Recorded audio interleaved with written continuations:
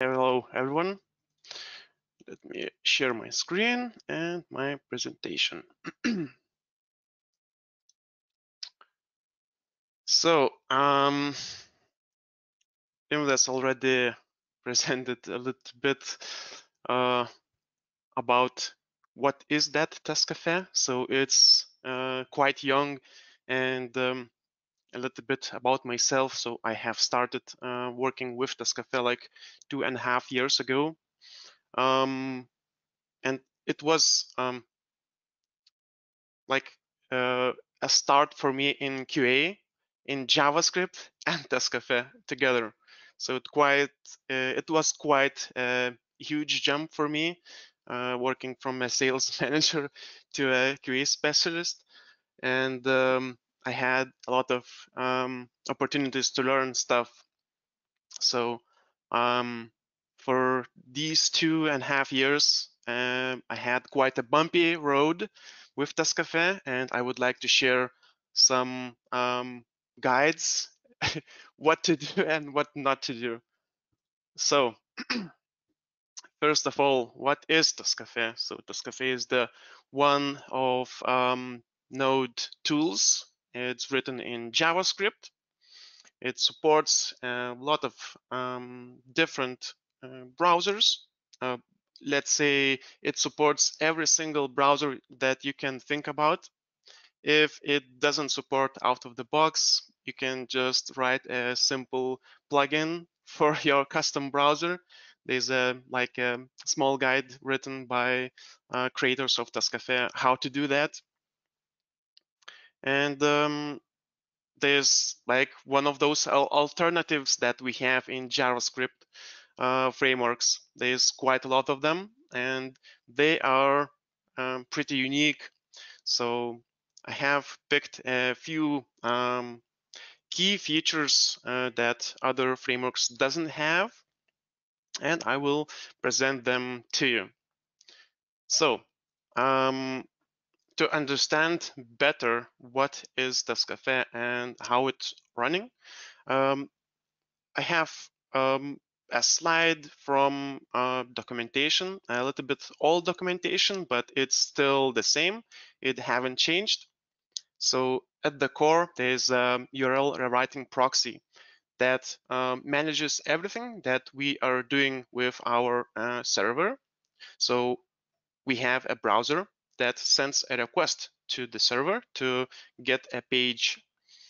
That page is intercepted by that rewriting proxy, and your test, your JavaScript that you have provided for that test is injected to that page, and it is then your running your test and giving a result what is happening on that test. So it handles everything for you. It's not just injecting code, it's handling all your cookies, headers, authentication, session, uploading, downloading. So more or less everything that we can do on a web page. Oh, I just jumped 2 slides. So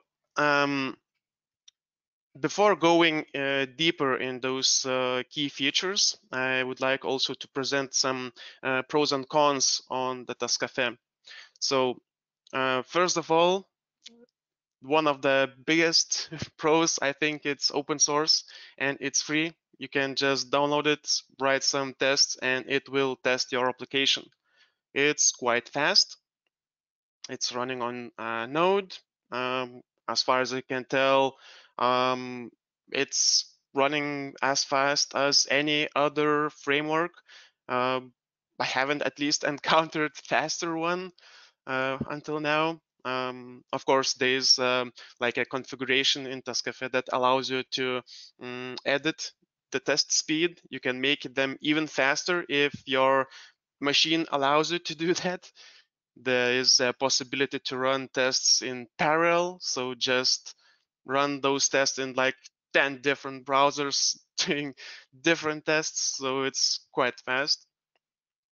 And another key point is that it's pretty simple to use. It contains all those browsers that we have all tried: Chrome, Firefox, Edge, Internet Explorer. It's also supported. And yeah, we can think about like more advanced browsers. So let's say cloud based browsers that are called what's those two main browser stack and source labs. So they are also supported. We can run tests on there. I will show a remote browser during this session just to display how it looks and what are those possibilities. So some of cons of TestCafe. So it's still quite young. First version of TestCafe was released, I think it's 2016. So it's like 5 years of development. But in these 5 years, they have developed quite a big framework with quite a few features that no other framework has. So I will cover them. What else does Cafe is lacking? So it's partially due to simulated events. And what does that mean? So if we are trying to do stuff manually on a web page, we're clicking a button. So this is a real event when the user clicks a button. What happens in simulated event? So that you button clicking action is actually done by not the user, not the browser, but by the JavaScript. So the JavaScript is doing that button clicking. It might introduce some issues. In my experience, I haven't encountered any. There are a few encountered issues I saw in GitHub issue reporting functionality. I saw some tickets have been raised regarding it, but it's nothing major, and I think it's more on like edge cases and more advanced functionalities that users test. I don't know. So from my experience, at least I haven't encountered it. And another con is that we are not able to control the browser. So we can select what the browser we want that test to run, but we are not able to control it. For example, Selenium 1 has that control. One of the functionalities, it could be a debug mode in Firefox. It's not possible to do on TestCafe 1. I think it's across all JavaScript frameworks. It's partially not due to the frameworks, how they are set up by the, but by the language, by the JavaScript. It has some limitations. So first key feature that almost all new frameworks has, but I picked it because of its simplicity and how simple it is to write those tests.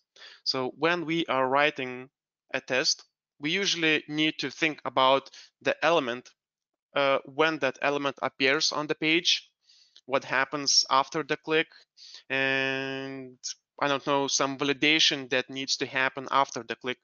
So all these actions takes time, and we know that the browser has like it's not instantly. Like, okay, you write something in JavaScript 2+2. So all that information is there and JavaScript can do that action. But when we have browser, we do stuff, we send those requests and we wait for the response from that site. So this takes time and we should think about those, well, waits technically. So out of the box, TestCafe has implemented a lot of actions that we can do with a website. So I picked a few of them, so more or less selectors. So they are those elements that not elements, selectors that select an element from a page. We have actions that does something with those selectors. We have assertions. Maybe we compare two selectors. We have fetch requests and redirects. So every single action in TestCafe has a weighting mechanism.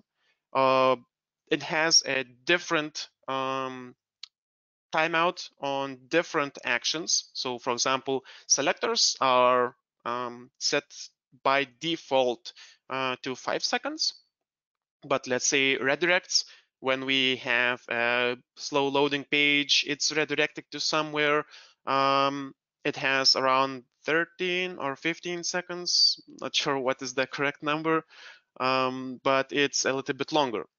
But it's not set in stone. We can change those timers to whatever we want. And just to demonstrate how it looks, just a simple demonstration from my page object. So we have like simple selectors, but we have a selector that has a timeout for 10 seconds. So I don't want to wait for those 5 seconds because that element doesn't appear in 5 seconds, but it does after 7 seconds. So I just increased it. So that's one of the examples how to do it. It's same for actions and other functionalities that TestCafe has.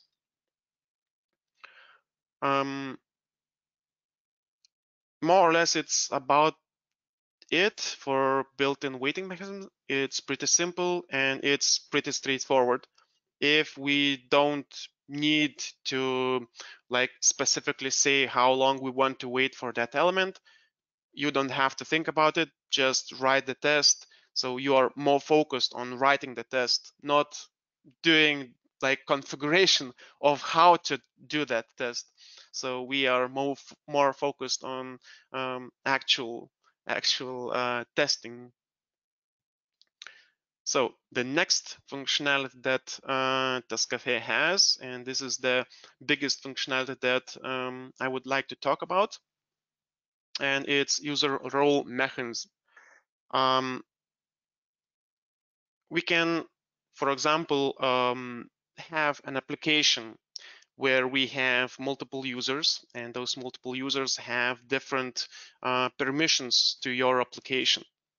In my experience, we had a quite old project, and that project contains around 40 applications. All those 40 applications have various amounts of permissions, from just one permission to like 40 or 50 permissions. So we have a different like unique scenarios where we need like a specific set of users that can do an action on our website. So this helped us to do those tests, because writing one user and just modifying it to help that test to do stuff, it's not very good approach, I would say.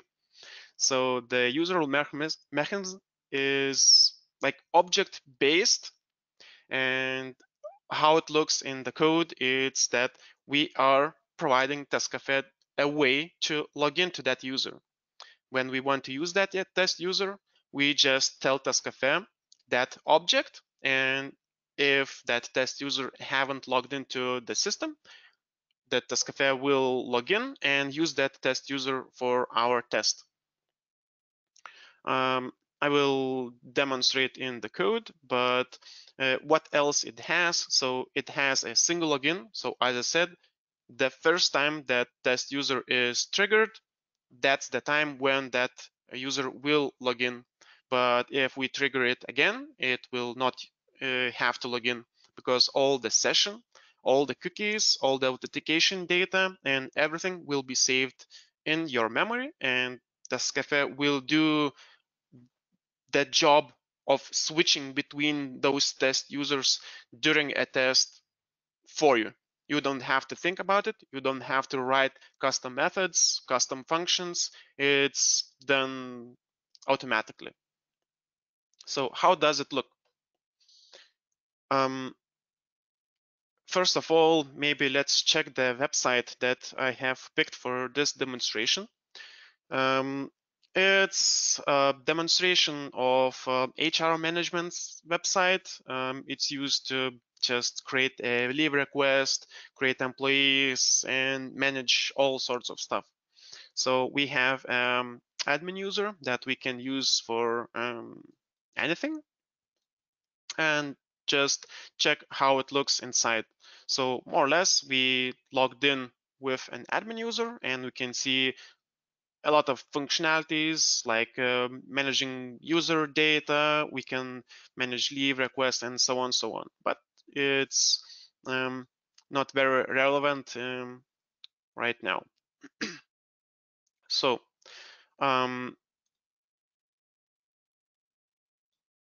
let's jump into the code and how it looks. So I have set up a pretty simple suite. First of all, the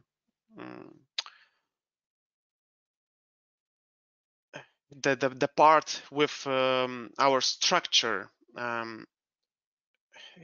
In later, one of the last slides are talking about the cucumber. So I picked intentionally to use same project, but for the moment we can just ignore it. So if we are just using TestCafe, we will see a few folders.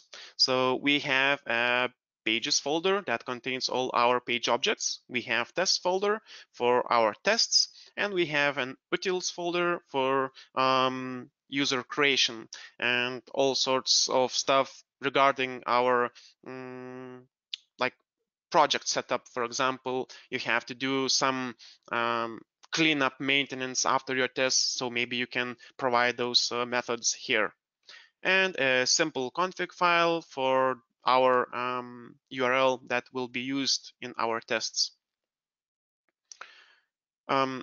So let's go back to the user role mechanisms and how they are initially set up. So we have those objects that I have talked. In this example, I have created two of them. First one is for the admin one, and the second one is for just a regular employee, which has like limited access to that page functionality.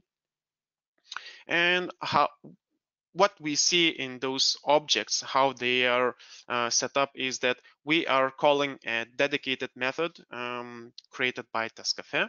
So it's called role, and we just provide a URL and a way for TestCafe to log into it. So this is instructions for TestCafe to how to log into that test user. It doesn't look complex, and you would say, why do we need it? We can write a custom, quick, small custom method to log into that test user. I would say it will be too simple, and this is more complex, and a lot of stuff is handled for you. So like I said, a lot of data that the user after the login contains, everything is stored in TestCafe memory, and it's used in our tests. So we have a test with 110 tests, let's say that, and almost all of them are testing with two users that are constantly used and two users that sometimes are used. So the user that always are used in login only once. We log into it, and the switch to it in later tests happens in milliseconds. We get that session. That session is the same as that user logs into the system, and we can continue our test from that point. There's also a possibility to write some options for those objects. So I have written one of them. It's to preserve URL. This is used just to save a URL where that user landed. So if we switch to that user, TestCafe will navigate to that place, to that exact time, with exact details of that user. And our test can continue testing it. So how I use those test users? Or maybe let's check the method that I used. So this is just a page object, and it contains a login method. It's pretty straightforward. Not sure if I need to explain, but we provide the username, password, and we just type two fields, the username, the password, and we click the login button, and that's it. So this is simplest way to log in, I would say. This is probably one of the ways to log in to your system when we have a login form, but we have like a more complex applications. Let's say we have a Facebook login, we have Twitter login, we have other ways to log in to your application. So there's multiple ways, but every single way is different. So we need to provide like a custom method to log in. But what we have in TestCafe, you just write that object, how to do that, and TestCafe will do it for you. And we'll save all that detail for like future tests. So going back to the test users, so how I use those test users. I written a simple test to use that test user in one of the tests and check that we landed on a welcome page. It's pretty straightforward. Just log in and check if welcome message is there for us.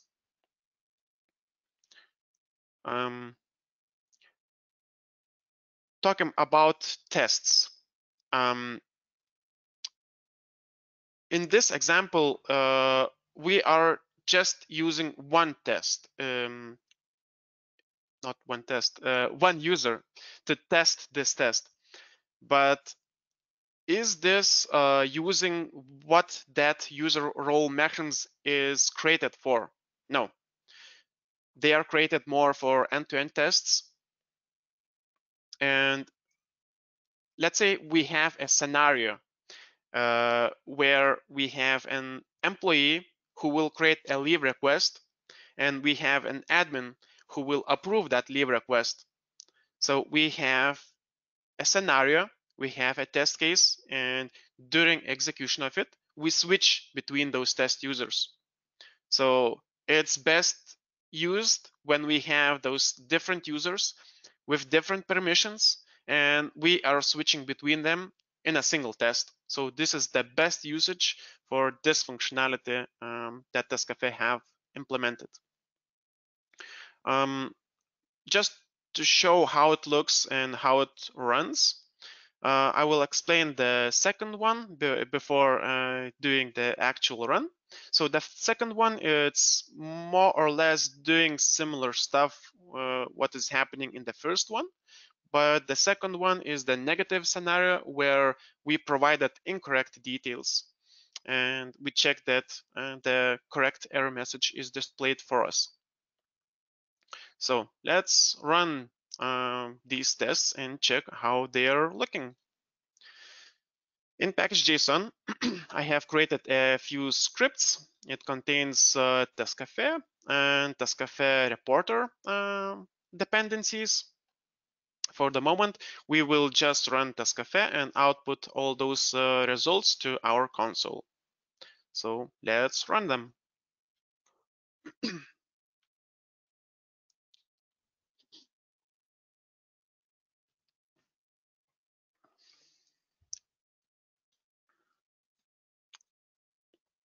So a window has been opened. We can see that TestCafe is doing its work.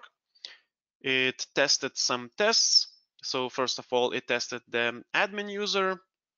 The second one tested the invalid details. And yeah, the third test, it's coming from the main menu test that I will talk soon. So as we can see, 3 tests have passed. So for the moment, we are looking at those login tests. So what happened during those tests? We logged into that test user and tested something. It's pretty straightforward, and it doesn't display the functionality that the user mentioned is for. So let's check the main menu tests. So in this example, I am using two roles, the admin one and the employee one. To make to make things simpler, we will approach this the simplest way we can, and we will just go back to the previous role, initiating it, telling TestCafe use that admin user that you have logged in before, and check that admin tab again. So this will display us that functionality that it's meant for, let's say that. As we can see in the previous presentation, we had those tags. I don't know how they are called, but TestCafe is also having those only and skip tags, so we can use them. They're just providing us a way to debug our tests faster. Of course, there's other better ways to do that. That's a possibility to create some breakpoints, or we can just add a custom debug mode from TestCafe. But this is more advanced functionality. If somebody needs like a demo on it, let me know it. So let's check this test. So the admin role will be used. We will check something, and we will use the employee role. This page deletes user data pretty regularly. So my employee user is probably deleted. So I will just create it again with same details that not this employee list. So this is for the employee data. So I will just create some random test user with same data that our automation has.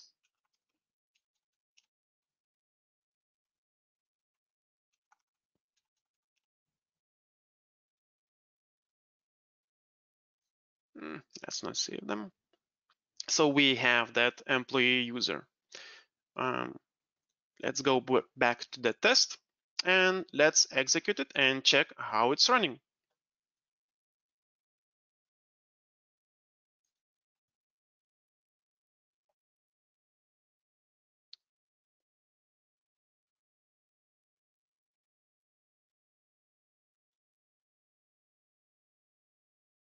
So we can see that TestCafe is logging in with the admin user. It's checking the tab for admin tab. It saw that tab and passed. It then logged in with the employee user. It will then check does the admin tab exists. So it haven't found that, and it instantly switched back to that previous user that we logged in. It was the admin one. So you saw how fast it is to switch back to that previous user. It's instantly. We didn't see that. Maybe we can, for example, make tests very, very slow, like doing actions or maybe even stopping the test after the role switch to see that change. But that switching it's I don't know how fast it is, but I think it's milliseconds. So it's making for the test that relies on different users, that does something very easy for us to maintain, configure, and use them. We don't have to think anything about it, just use it. So that's the best thing that I think TestCafe has, and this is like I like that simplicity. You don't have to think about the configuration and maintaining that; it's done for you. So going back to my experience, so I said that we had quite a bumpy road, and what did I meant by that? So initially, when we received this project, uh, together with it, we received the automation suite, and it was TestCafe. We didn't know what it does, how it's running, and so on, so on. So it was pretty new stuff for us. And in it, there was one test user created for all tests. That one user was used in different ways. And as I talked that we had 40 applications with different roles, different permissions, you can see where I'm going. We have just one test user, so how we are testing stuff. So our tests, before every single test, would go to the admin panel, to that test user. It will select an application, it will select a permission, and will update that test user permissions. It will then continue to the test. So that took time. We improve it by creating API requests. So we made some improvements. The whole suite was more or less around 30% faster doing this approach, doing just an API request instead of just going from UI perspective, updating those permissions. But that was not enough, and it created, well, more issues, let's say that, because the longer we waited, the more and more tests we had to maintain. And the most biggest blocker that we faced with this functionality were that we were not able to execute two instances of our suite together. So let's say I am writing test and my colleague is writing a test, and we are writing the test for that same application with similar roles, and we are using the same test user. So it's creating unnecessary flakiness, let's say that, and we were not happy. We wanted to change stuff. So the approach was to create a test user set, so 26 users in total. We are planning to extend that number to support more applications and more cases where we need different functionalities with different permissions. But right now we have only 26, and what our tests are doing is telling TestCafe to pick a test user with that specific configuration. Application number 1, permission number 3. TestCafe will check, does that user logged into the system or not? If it's not, it will go to login form, it will enter some details, and will use that test user for the test. What happens if that test user logged in? Instantly it switches and continues testing. That's it. So those test users that we have to handle are done by TestCafe. We don't have to think about them. Just create those objects, how to log into that each user. There's even how it's called anonymous role when we have no access to application, but at least in our project, we don't have a usage for it. We just use dedicated test users, and we go straight to the point to those specific test cases. So this is the user role switching functionality. So what else is there? I talked about multiple browser support and the extent of it. So I said that it supports all the browsers that you can think about, even cloud-based. And I picked one of them, maybe not the simplest way to demonstrate it, but I picked remote devices and what it's about. So, for example, if you have an application and you need support for mobile devices, you can write those tests, and the support how to run those tests on your mobile device is pretty straightforward. You just update your TestCafe script that executes the TestCafe instance with a remote parameter. So usually you would type a browser name, but in this case, we provided the remote parameter. So this is telling TestCafe that remote device will connect to that test instance and it will run your test on it. So let's see how it's running and do a short presentation how it's done. I have an emulator, just a Nox Player free version for Android version, and I will execute our tests on it. So let's open TestCafe instance. And what it does, it will create a URL that we need to give our remote device. So I will open browser, provide that URL, click OK, and it will open that TestCafe instance. We can see from the console that TestCafe has logged in. The visual code doesn't display the QR code correctly. I can see that. But yeah, for simplicity reasons, we can even use a QR code. I can scan that QR code with my phone and my phone will execute that test. It's that simple. Just write that script, provide a remote parameter, and it's running. You can test it.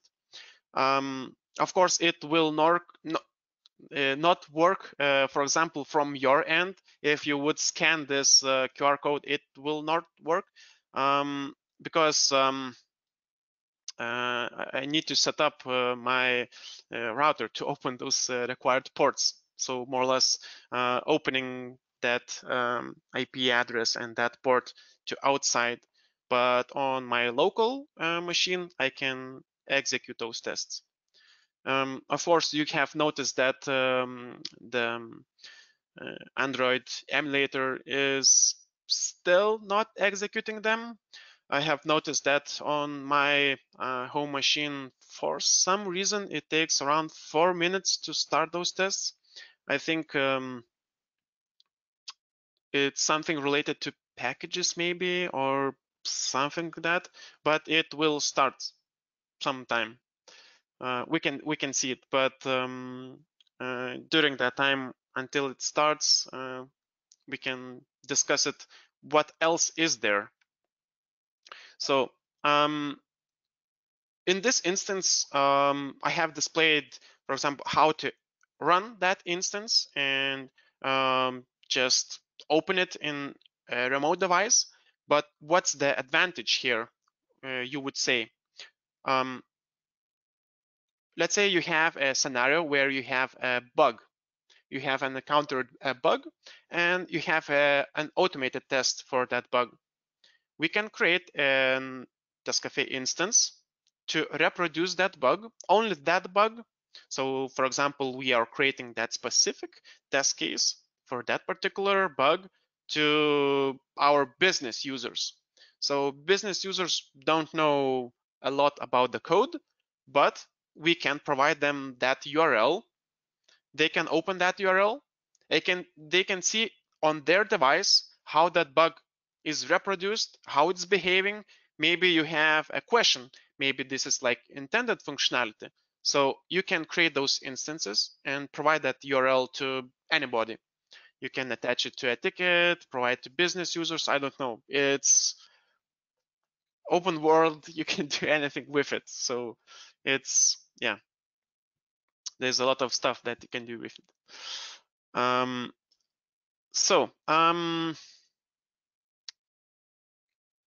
What else is there?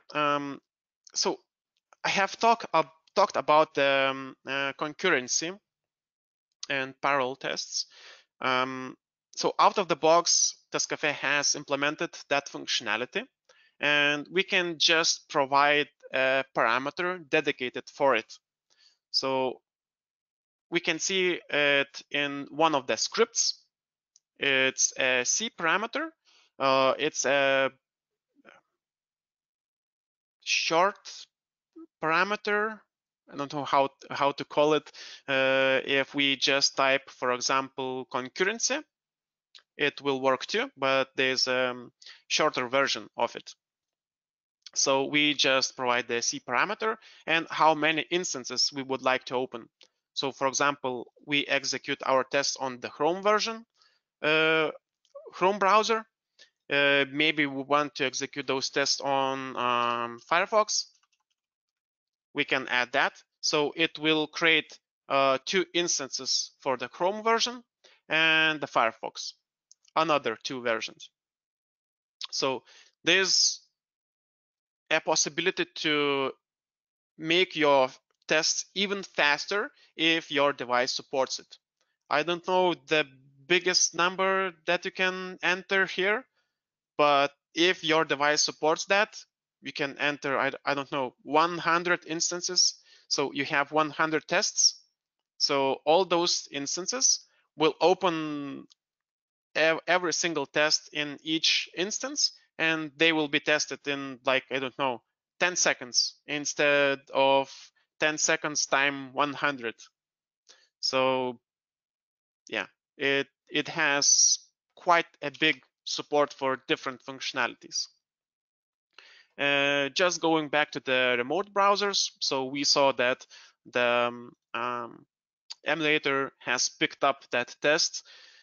Again, sorry for just for that long wait. I'm not sure what is happening, but yeah, I think it's related to my network, but it's only on my local machine. So we can see that the remote browser that we used have returned some test data back to the TestCafe, and we can see the status, how it's running, does it encounter any bugs, and so on, so on. So we can see the version, what operating system, and those details.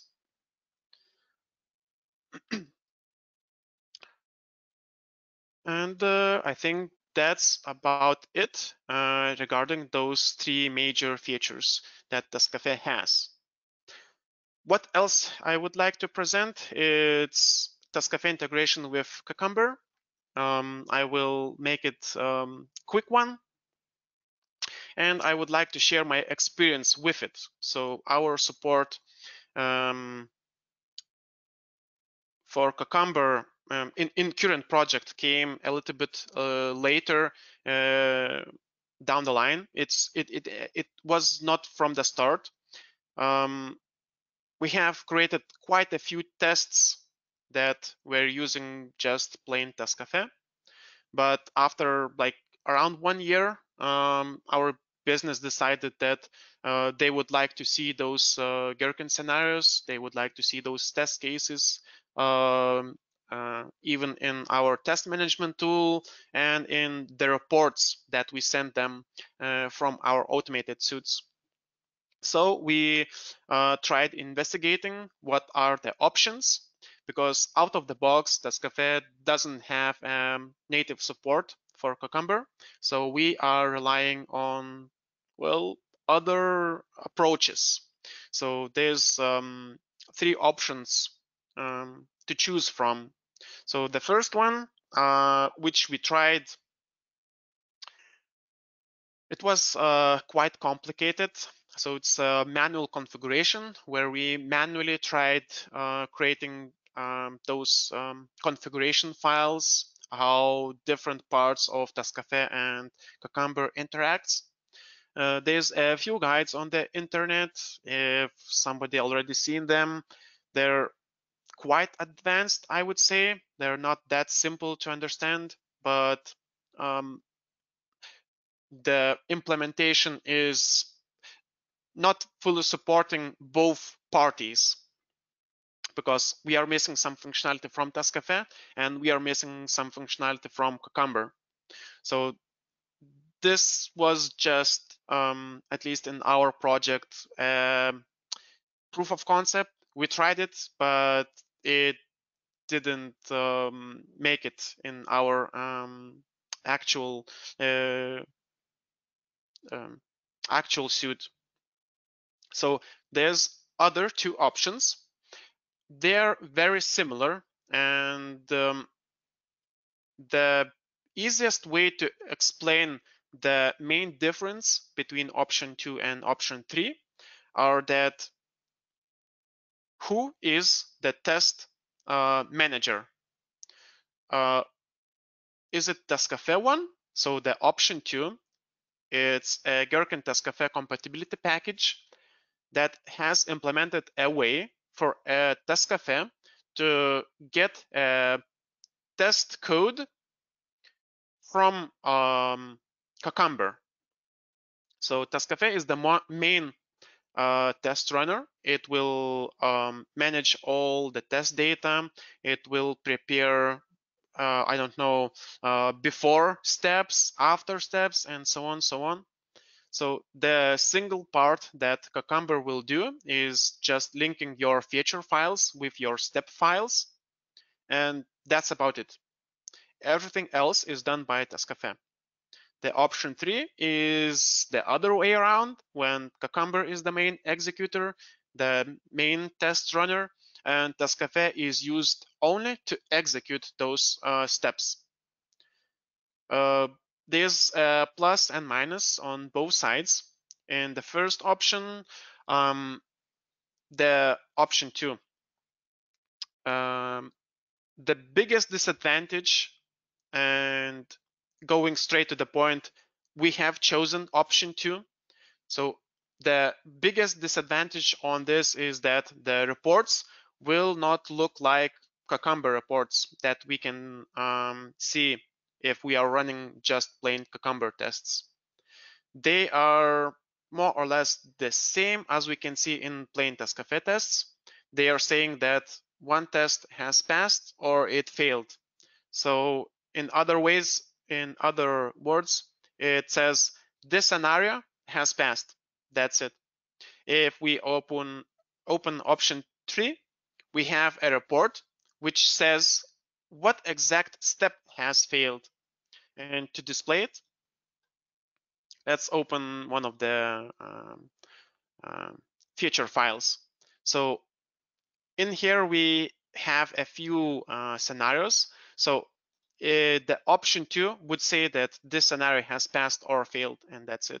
In the option 3, we can see which step has failed. Is it the admin user login step, or is it something that we are doing after the login? So the reports look a little bit better, but option 3 are having a lot more negatives, I would say. A lot of features that TestCafe has are not properly handled in that approach, probably due to complexity, how to implement it inside Cucumber, because TestCafe has functionality that is not in Cucumber, so it doesn't know how to handle them. So in option 3, we need to create those methods for Cucumber to understand them. So that's why it's more complex, and we just chose option 2, going with Gherkin TestCafe compatibility package, implementing in our framework, and writing those tests. So the only disadvantage, at least from our side, is those reports. They are just saying which scenario has passed or failed. And I think that's it. So any questions? Go ahead.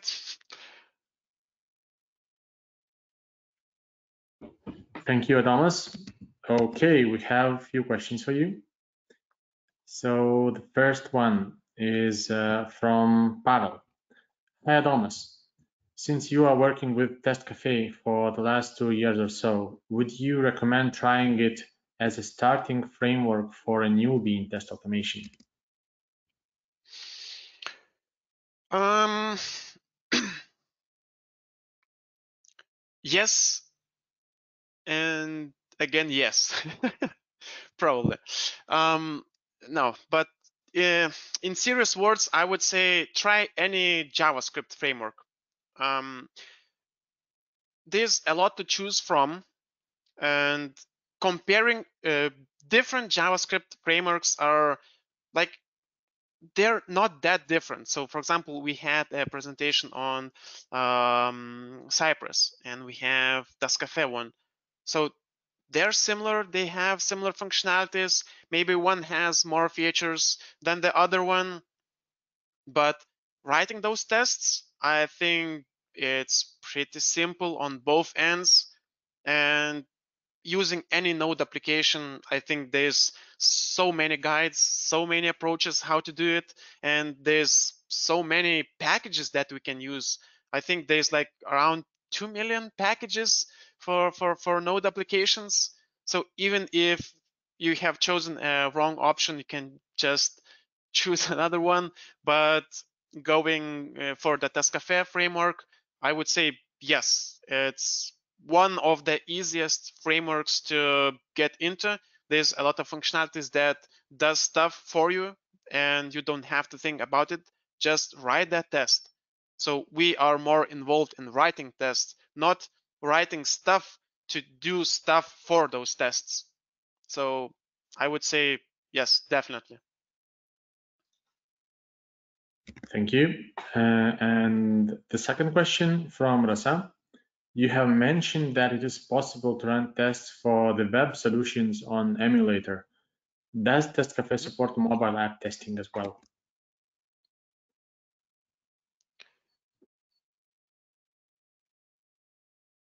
Um, hmm, good question. I would say no.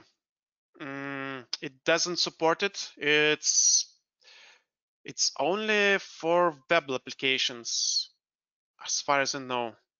Unless there's a plugin to do that, but as far as I know, no, it doesn't support it. It's only web applications and everything around that. Yeah. Okay, thank you. That's all with the questions. So I want to thank you, Adomas, for a nice presentation to TestCafe and the answers to those questions from the audience. It was very interesting to get familiar with this framework, and I think that we all look forward now to trying out practically.